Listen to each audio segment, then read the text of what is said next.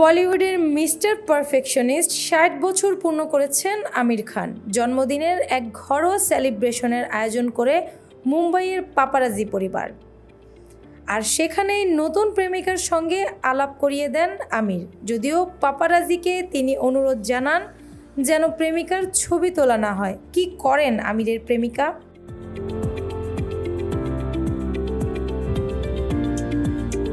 ভারতীয় গণমাধ্যম জানিয়েছেন আমিরের প্রেমিকার নাম গৌরী স্প্রাট।